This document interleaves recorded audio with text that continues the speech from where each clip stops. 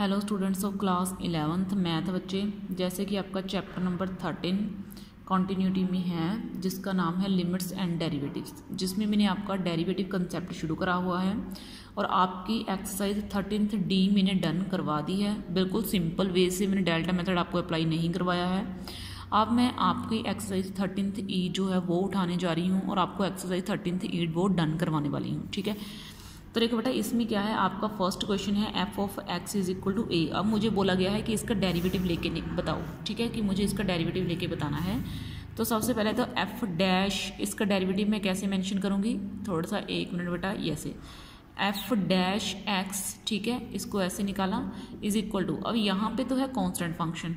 ठीक है, अब मैंने आपको ये बताया है कॉन्स्टेंट फंक्शन का डेरिवेटिव क्या होता है, जीरो, तो इसका डेरिवेटिव क्या हो जाएगा, जीरो। समझ में आई आपको बात। ठीक है, अब देखो आगे है सेकंड। ठीक है, अब सेकंड में क्या है, एफ ऑफ एक्स अगर आपका हो पाई। ठीक है, पाई, ध्यान रखना डेरिवेटिव तभी लोगे अगर यहाँ पे कांस्टेंट के साथ वेरिएबल पड़ा होगा, या फिर अकेला वेरिएबल होना चाहिए, या फिर कांस्टेंट के साथ वेरिएबल होना चाहिए, लेकिन होना नेसेसरी है। मतलब आप अकेले कांस्टेंट का डेरिवेटिव नहीं ले सकते, अकेले कांस्टेंट का डेरिवेटिव जीरो आता है। डेरिवेटिव को डैश से डिनोट करा जाता है, एफ डैश एक्स, और इसका डेरिवेटिव क्या आ जाना है, आपके पास जीरो आ जाना है। ठीक है, उसके बाद आपका है थर्ड। ठीक है, अब थर्ड में देखो क्या करना है, यानी कि f of x is equal to x plus a है। ठीक है, एफ ऑफ एक्स किसके इक्वल है, एक्स प्लस ए के इक्वल है।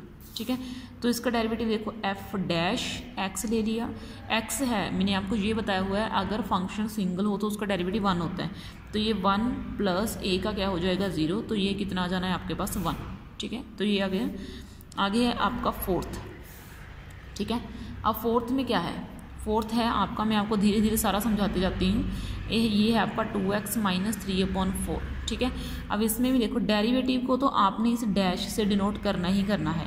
ठीक है, 2 इंटू एक्स का डेरिवेटिव 1 हो जाना है, और 3/4 एक कॉन्स्टेंट फंक्शन है तो इसका डेरिवेटिव 0 हो जाना है, तो इसका टोटल कितना आ गया, आंसर 2 आ गया। ठीक है, अब देखो आगे है आपका फिफ्थ। ठीक है, फिफ्थ में क्या है, अगर आपका एफ ऑफ एक्स किसके इक्वल हो, एक्स की power 3 plus 4x² plus 3x+2 के इक्वल हो। ठीक है, तो आपने क्या करना है, तो एफ का डी डैश लगा दिया ऊपर, f dash x is equals to, ये एक्स की पावर 3 का क्या बन जाएगा, 3x² प्लस 4 इंटू x² का क्या बन जाएगा, 2x प्लस 3x इंटू 1 हो जाएगा, और इसका क्या बन जाएगा आपका 0। ठीक है, मतलब ये मैंने आपको समझाया हुआ है, रूल लग रहा है, 3 नीचे x² प्लस 4 इंटू x² का क्या बन जाएगा 2x, तो ये क्या बन जाएगा 3x² प्लस 4 2 का 8x प्लस 3। ठीक है, तो ये आपका इतना सा आंसर आ गया। ठीक है, 6। ठीक है, अब देखो 6 में क्या है, अब आपका क्वेश्चन है y is equal to 5/2 x की पावर 7 हो। ठीक है, तो मतलब आपने ना बस चीज़ों को ध्यान में रखना है, डेरिवेटिव लेने का वे। तो अगर यहाँ पे y है तो आप y का dy/dx लिखोगे। ठीक है, अगर f ऑफ x है तो f ऑफ x का f डैश x लिखोगे, अगर y है तो y का dy/dx लिखोगे। यहाँ पे 5/2 लिख दिया, और x की पावर 7 क्या बन जाएगा, 7x की पावर 6 बन जाएगा, 7x की पावर क्या बन जाएगा, 6 बन जाएगा।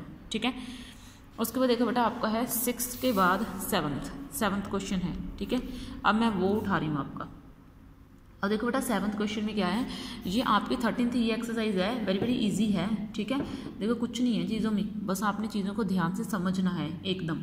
ठीक है, अब आपका ये है f of x is equal to x है, इसका डेरिवेटिव निकालना है और बाद में इसको एक्स को 1 भी पुट कर देना है।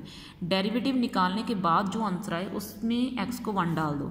डेरिवेटिव है एफ डैश एक्स निकालेंगे तो इसका डेरिवेटिव एक्स का 1 आ जाएगा। अब आप एक्स को 1 कहाँ पे पुट करोगे, यहाँ पे तो एक्स ही नहीं बचा, तो इसका आंसर सेम रह जाएगा। ऐसे लिखोगे आप एफ डैश एक्स कि इसका answer x is equal to 1 के ऊपर सेम है। ठीक है, ऐसे लिखते हैं, जो वैल्यू आप पुट करते हो ना इसको ऐसे लिखा करते हैं। नीचे लिखने का भी एक वे होता है, आप अपनी मर्जी से चीज़ों को नहीं लिख सकते। तो जैसे देखो f of x is equal to 99x है। ठीक है, यहाँ पे भी आपको x को 100 पुट करने को बोला गया है। अब देखो इसमें भी आपने डैश डाला 99 और x की जगह पर 1, क्योंकि x की जगह पर 1 आ जाएगा ना, तो f डैश x कितना आ जाएगा मेरे पास 99। ठीक है, 99 आ जाएगा। अब इसमें भी x तो बचा नहीं, आप पुट क्या करोगे, कुछ भी नहीं, ठीक है। 8 के बाद उसके बाद है आपका 9, यानी कि अगर f ऑफ x आपका 3 के इक्वल है तो x को 0 पुट कर दो और 3 पुट कर दो। अब f ऑफ x तो आपका 3 है, तो सबसे पहले तो इसका डेरिवेटिव जब आप लोगे तो ये कितना बन जाना है, 0 बन जाना है, ठीक है। ये क्या बन जाना है आपका, 0 बन जाना है, ठीक है। समझ में आई आपको बात। अब चाहे आप इसमें 0 पुट कर दो f ऑफ डैश x में, चाहे x को 0 पुट कर दो तो भी इसका आंसर सेम रह जाना है, चाहे आप इसमें x को 3 पुट कर दो तो भी इसका आंसर सेम रह जाना है। देखो कैमरा घुमा रही हूँ, कितने ईजी क्वेश्चन है, ठीक है। चीज़ों को ध्यान से तो समझो, देखो कुछ भी नहीं है, ठीक है, चीज़ों में बिल्कुल ईजी क्वेश्चन हैं, ठीक है। अब आपका ये क्वेश्चन है, ठीक है, मतलब ये ना इतने ईजी हैं, आप खुद ही समझ सकते हो। f ऑफ x है, x की पावर 4 है। अब यहाँ पे एक तो मुझे निकाल के दिखाना है f डैश -1/2 निकाल के दिखाना है, एंड एक मुझे f डैश 0 निकाल के दिखाना है। तो सबसे पहले f ये डैश निकाला, x ये कितना हो जाएगा, 4x की पावर 3 हो जाएगा, ठीक है। फिर यहाँ पे f डैश आपने x को जो आंसर आएगा उसमें x को -1/2 डाल देना है। तो ये लो भाई, मैंने ये -1/2 डाला, तो ये 4 -1/2 की पावर 3, ठीक है।